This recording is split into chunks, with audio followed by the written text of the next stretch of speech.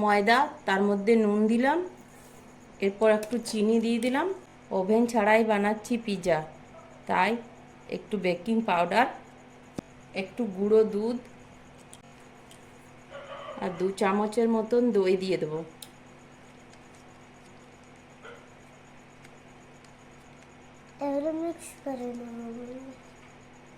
এগুলো একসাথে মেখে নেব। কুসুম কুসুম জল দিয়ে এই ময়দার ডোটা আমি মেখে নেব।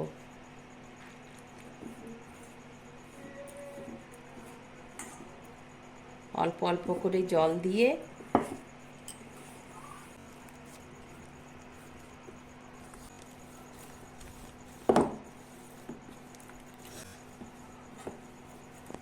ডো করে মেখে ডোটা আমি ঢাকা দিয়ে রেস্টে রেখে দেব। টমেটোটা পেস্ট করে নিই। টমেটোর পেস্টটা হয়ে গেছে। হালকা একটু তেল তেলে গরম হয়ে গেছে। পেঁয়াজ কুচি, রসুন কুচি,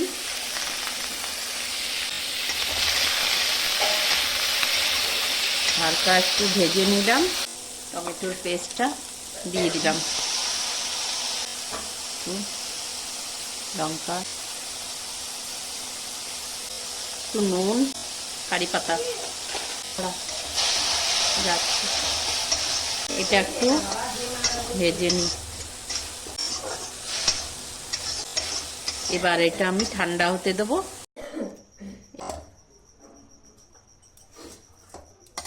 এটা পেস্ট করে নিচ্ছি।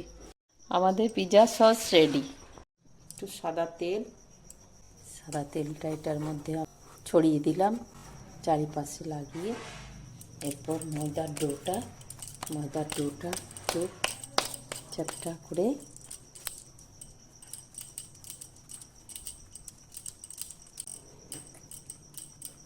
মধ্যে একটু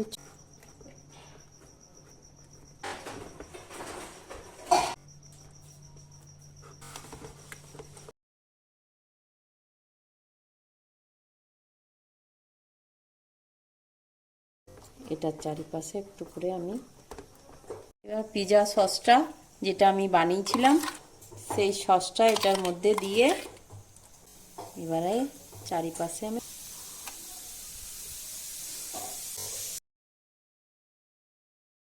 ক্যাপসিকামগুলো এটার মধ্যে সাজিয়ে দিচ্ছি। এবারে পেঁয়াজগুলো একটু দিয়ে দিচ্ছি এটার চারিপাশে। এবারে এটার মধ্যে আমি চিজ দিয়ে দিচ্ছি। গরম জলটা এটা বসিয়ে দিলাম, একটু গরম হতে থাক।